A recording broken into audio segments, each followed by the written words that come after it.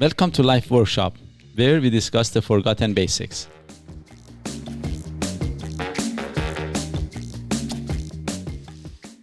Hi again, this is Mo and Doug. Doug, I'd like to personally thank Mo for a very well-written introduction there, Mo. That was great. Got that one right. So again, the topic of this subject is money. Shall we save and how? Is the part 2. Before I get started, I'm going to just kind of briefly say what we discussed. First of all, when I talk about saving, I think we should save money. That's my opinion. Yeah. Okay. And, why shall we save money? Because yes. sometimes, well, actually you said that. Shall we save money? Because sometimes, for example, I hear Yes. this. Yeah. But sometimes I hear this, that for example, but you don't know, you might be dead by tomorrow. So once somebody told me, and I said, you're 50-year-old. He said, yeah. I said, have you been dead before? Okay. So when I hear this kind of things, let's be realistic. You haven't died for the past 30, 40, 50 years. And the chances statistically are high that you're not going to be dead for another so many years. Yes. Yeah, there's stats and information for that you can use for planning. Yeah, and sometimes we come up with this thing, but I know this person who was doing this and the day after that. Yes, I know these things happen. But as that's one out of thousands and hundreds of thousands. That is the thing, we want to be realistic. And I'm not saying save and save and save. At one point in your life will come when you're retired that you really don't have to worry about the saving and you can, go play golf. Yeah, take it a bit easier, yeah. But again, it doesn't mean because you have the money, you have to splurge spend it unreasonably. Because the behavior is dangerous. That is my problem. So when you need to spend money to be happy, that's the problem. And when you go after your wants versus your needs, that is the problem. And doesn't matter at what point of life it starts. If you have millions of dollars or you don't, there's, it just doesn't change. So at the end of the day, again, you want to be reasonable. But yes, you can take it a bit easier at one point in life when you think or, reasonably you have enough, or at a stage in life. But when I hear again this kind of things, but you can be dead tomorrow. Yes. Correct. Yeah. But most likely I won't. No. And it hasn't happened over the past 50 years. For me, for the past 40 years. Okay. We can just leave it there, move on. And see, this is where it's unfortunate that Mo's got the capabilities of editing. So it's no point. But, it hasn't happened for the past several years. And most likely is not going to happen for the next several years. By the way, to clarify, You're old. No, I'm not gonna die. I may disappear, but I'm not gonna die. So based on that, if you just disappear, then you need to still save a lot for another long time. That's the problem. Okay, got it. Okay. And I have seen actually sometimes people, I had a client of mine that, he was about, I think, 7-year-old gentleman and had a lot of money. And 70. Uh-huh. And yet he was worried about the finances. And I'm sure the way we talked, he was worth like $4 to $5 million, obviously no debts and things. So sometimes it becomes unrealistic. Again, we are a slave of our habits. Right. That why do you worry? You don't have to worry, but we are a slave of our habits. The same way that sometimes those habits are the other way around, and we spend to the last penny and we don't save. I mean, it all comes down to, I suppose, balance and just being somewhat logical about it. Like this is anything balanced in life. If you too much on the one way, but it affects the other the question that's become, what is that balance? And the balance for people, they justify it again. Right. We are just a slave of our habits. The only way, I think, one of the best way, not the only way, but one of the best way is to reevaluate. That time to time, that what stage of life we are, where we are, what is the weakest link, work on the weakest link. Because that keeps changing, But for example, in this case, yes, this gentleman, 70 years old, worth $4 to $5 million, no problems, no debts, nothing. And yet he had a bit of a worry. You don't have to worry. On the other hand, of course, most people are the other way around, that they don't have. And then they say, but you could be dead tomorrow. no, you're not going to be dead, most likely. But 45 million, if you're got a self-net worth of 45 million with no debt, it's fine. If you've got a really extravagant lifestyle, it's not a lot. That's correct. No, and he didn't. That was another thing. Right. Yeah, he was he was just I think living a normal guy, lifestyle. You know, again, at one point, and this is the thing, you cannot live your life depending on having stuff. And this is another thing that we discussed in the previous episode. That if you say, but that makes me happy. If really it makes you happy by buying stuff and having stuff, you know what? You need some. You've got issues. You've got issues. You need really yeah. and to go. You know. Kind of deal with that in a different way. Retail therapy. I think that's what it's called. Retail therapy. Retail therapy. I just remember that. Yeah. So if you need some therapy because you're feeling down, you go buy something. Actually, yes. Retail therapy. Yeah. I had never heard of it. You just made it up, I think, but it's a good word. Yeah, and becomes again. And I'm hoping, you know, because some people, I try to be very straightforward and clear. Simple. If we have, if we have those issues, we should admit it. If we, first of all, is diagnosis, then the second one is treatment. If you don't diagnose it, there is nothing to treat. But if you realize that you have this issue, then, and it is an issue, then you may want to fix it, and you have to thank me afterwards, because it makes your life better and make you a lot richer. Your issue comes in with modesty. But another thing that we discussed last time was that a lot of time, again, we are a slave of our habits. That, for example, we say that or we are a saver or we are a spender. One of the two. Doesn't matter how much money you make. You know, if you want to save, you will find a way to save it. And if you're a spender, you will find a way to spend it. And you will justify it. Again, we often buy emotionally and justify rationally. So we justify things. But if we want to be realistic, I think we will see, we will find our flaws and we can work on them. Another one was the word afford. That in this part of the world, I have heard that when they say afford, it means I can afford to pay the installments. Right. To me, the meaning of afford is that I can buy the damn thing cash, and it's not affecting my lifestyle at all. Okay. That is, to me, so. I mean, that's two additional levels. One is obviously, being able to pay for it in one shot, which is really good.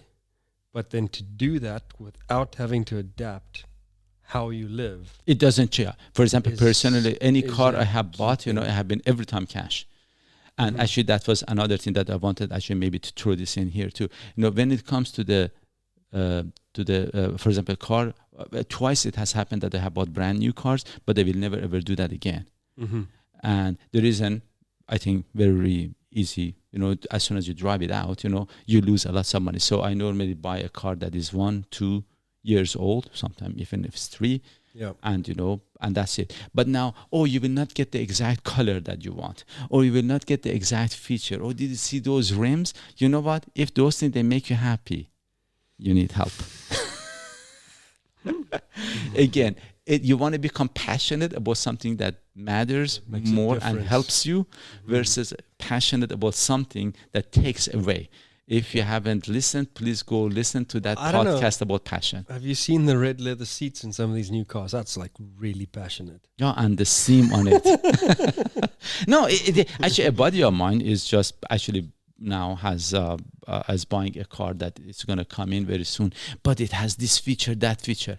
Are you serious? How important is it? But again, he's passionate, and he himself says that, that is my passion. And I told him, I said, maybe he should watch my podcast and listen to my podcast about passion, because you picked a very expensive one that doesn't serve you that much. No, your passion is going to bankrupt you. Yeah, and or it makes life a lot more difficult. And again, it doesn't mean because you have the money doing and, serving everything that you want. I have issues with that too. You asked this question in the previous podcast that what would I do if I have? And a person, I said, I do okay. I'm financially just fine. But would I go and buy something just like that? The answer is no, I don't do that, because I'm against the behavior of it. And if I want to, now, of course, I'm going to bring this up, but, I would rather to give it to somebody that genuinely it makes a bigger change in their life than spending it for a behavior, bad behavior that I might feed. So I don't do that. So it's better again for some. And when I'm saying that again to somebody, that money makes a lot more difference for them, which would be a lot of people are really genuinely poor and they don't have the opportunity, especially in other countries. So we can do that. Another one that we just discussed, that why do we do this again? Somewhere with the sense of security in this part of the world that we do, and again with the fact that in here sometimes we want to keep up with the Joneses. I want to share this story with you. It was years ago that I had this group of friends. I had a group of Iranian friends and then some group of Canadian friends, and I really very clearly I realized this, that because I was in the midst of my business that I had started, and I had some challenges. When I was talking to the Canadian, normally they would say, "So why do you want to work hard? Why do you want to do that? Just enjoy your life." And then I noticed every time I talked to them, and it took me some time to realize this, but the feeling was there. Afterwards, I realized where it comes from. After I'm with the Canadian, then I would, the day after, why am I working this hard? I should take it easier. It's affected your mindset and your thinking. Yeah. That's correct. Yeah. But when I was with the Iranian, because they are mainly immigrants and, they come with a different mindset, and then I should go get this, I should do this, and I would get more motivated. Then after some time, I realized, oh my God, this is who I was with the night or the day before that affects my mood for the day after. So really your circle of friends affects you. And I'm not saying which one is good or bad, but at that time, I needed more the Iranian crowd, which I did hang out with them more. But now that I'm in a different stage in my life, I don't as much, because yet, if with the Iranian, you should do this, you should do that, but I'm going to be freaking dead soon. Why should I do all that? I'm kidding. I'm not going to be dead. I'm going to disappear. I was about to say, didn't you say just that was a mistake. I should edit this part. But again, so it is something to think about, that the different stage of life, yes, you might want to choose the group of friends that you're with. It's a theory I've always strongly believed in, is that, the 4, 5, 6 people you spend the most time with has the greatest impact in your daily habits, lives, thoughts, mindset. That's very true. It's so important to, and you have to be smart to do that. But another thing that I'm going to add, it is a repetition of what I said earlier in the previous podcast. Sometimes we say it's a pure pressure, and often that's not the case. Often you can be with some people that are relatively or rich, or some people that they want to live a very luxurious or extravagant life, but they don't necessarily impose it on others. Right. But we start thinking, but what? It's a pure pressure. No, it was not a pure pressure. No, it's you. Yeah. It's your thoughts. Yeah. Sometimes they just express their own feelings. That's all it is, and they are not imposing it on you. And I mean, if they're really such good friends, whether they're successful, wealthy, poor, or anything else, if they're good friends, they wouldn't impose things on you. It's often, purely your own interpretation. Actually, I'm going to take it further. It's not just about the good friends. People generally, if they are not friends again, normally, especially in this part of the world, I have seen they don't impose it as much. That has been my impression. And sometimes when they say something, it is they're expressing their own way of life. They are not saying that you should do it that way. No. But sometimes we flip it and we think that they forced us and they told us. It is, don't be that sensitive. And even if they do, sometimes there are some, okay, it is your life. Sure, you do it that way. Thank you for your opinion. Yeah. Move on. I'll do it my way. Yep. So anyway, so again, just be careful that who you surround yourself with. There was something else that I wanted to add in here, and which relates to the same thing. They say every dollar that you save, every 10 years, it doubles. Of course, when I say again, not saving, meaning investing. Right. So meaning that if you are a 20-year-old, person, and you save $1, in 10 years, it becomes 2. In 20 years, it becomes 4. In 30 years, becomes 8. Yeah. And in 40 years, becomes 16. And in 50 years, becomes 32. So for every dollar you save now, when you're 7 years old, you have saved $36. $36 in your pocket. That's correct. Actually, 36, what was the number? I don't know. I came up with something. 36. No, 32. $32. But and that is what the difference is made from at the beginning. It doesn't look that much, but it's like exponential thing. It's the compound effect. Yes, Yeah. yes. So you want to be very careful that now when you, in the morning, I want my latte Correct. from Starbucks and with a bit of extra sugar in it. No, I don't know even those fancy words. I want to mock it, but I can't. A shot A grande. A shot of vanilla. Something like those things. Yeah, those things. Okay. Yeah. You don't. With oat milk. You're not the best at it too. So, but when we want to live that kind of lifestyle, remember that costs you $32 50 years from now. Mm-hmm. That's scary. That is a scary. And it's not just $1 that you spent there; it's $6 that you just spent there for that cup of coffee. Yes, for every extra dollar. That is exactly it. So it's what's 32 times 6? Actually, I should tell you this. Yes. Now that becomes a big number. It's a lot of Actually, I had a friend of mine years ago, and he asked, Mo, how can I save? And then I said, well, so, and we went through some of the things that he was spending. I said, so this thing that you're spending for like $25 a month, do you need it? No, but just $25. It's less than $1 a day. Makes no difference. Yeah, this is what he said. This is less than $1 a day. I said, if that makes you feel better, you can make it per hour. It becomes even less. It becomes like 4 cents. I don't know. I'm not doing the math. It. Yeah, it becomes like 4 or 5 cents an hour. To be honest, is nothing. And if you want to make it per minute, you can't even say the number because it's a fraction of a cent. Mm-hmm. I said, dumbass, that is not how you look at it. You look at it, $25 a month translates to $300 a year, which that 300 multiplied by that 32 that we said. Yeah. Then that is how much you lost. And again, it is not I'm not talking about that one case. It's the behavior. I'm talking about the behavior. I want to go back to this. Correct. And if that's your lifestyle, you've done it with your cup of coffee. You've done it with your membership. You've done it with your car. You've done it with your phone. With we will use the same mannerism for everything, and that is a dangerous part. That is a leak.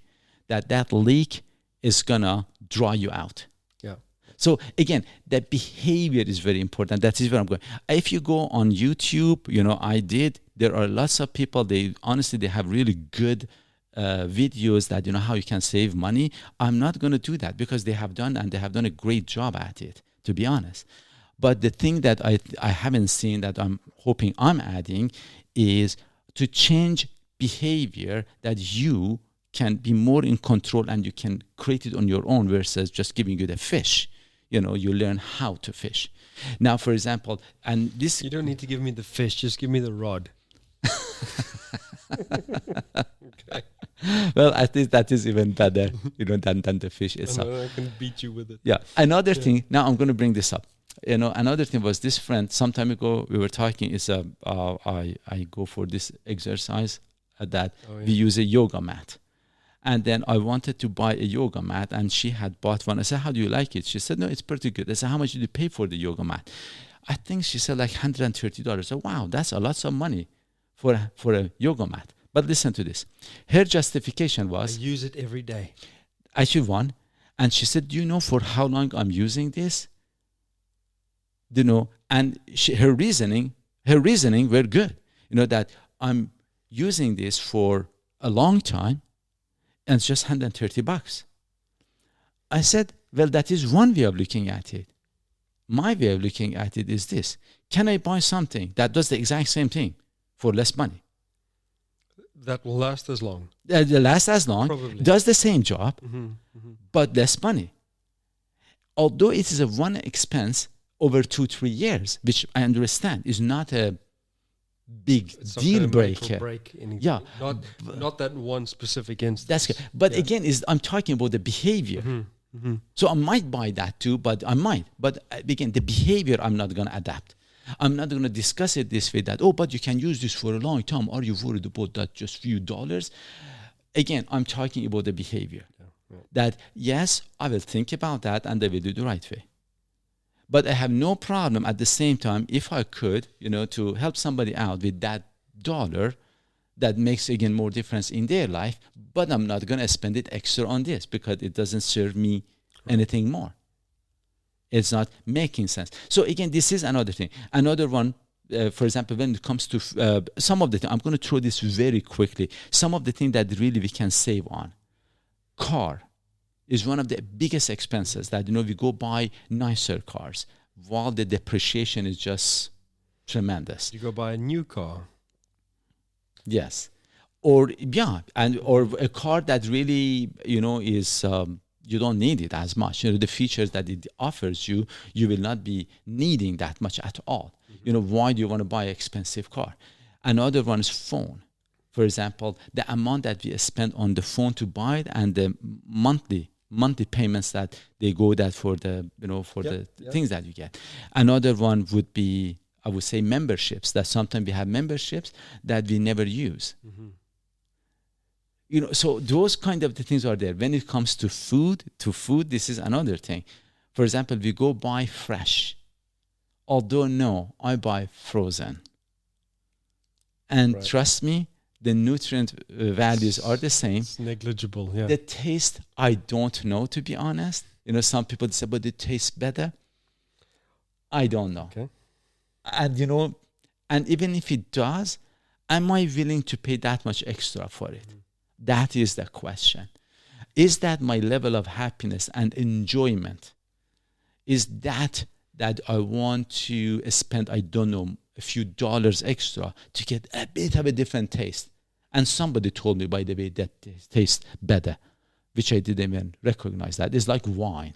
Right. That, for example, some wines are expensive and things. Are you kidding me? But they taste not great. Some of them taste awful. But I buy my cheapest wine, and it honestly tastes really good. Out of a box. Yeah. But I mean, there's... Of course, I don't drink much, but again, when I do, it is that. Yeah. But, if you could sometimes afford those things if you buy it clever, if you buy it on sale, or if you buy it in bulk, or if you buy it somewhere. Those are other things, Those are occurrences that you can look out for, but it shouldn't be the... Actually, you're saying that peanut butter powder, I use quite a bit of it, and I bought that at Costco, and they were just running out of it because they bring them and then it's not there. Of course, that's Costco. So you bought... I bought actually quite a bit. I bought quite a bit of that, and then what happened, a friend said that, why do you do that? And she looked at it as if it's a bad thing that I have done. I said, because it's cheaper. But do you have to worry about that? I said, I'm not worried about it. It's a habit. It's just a behavior that I have. Yeah. But am I worried? Absolutely not.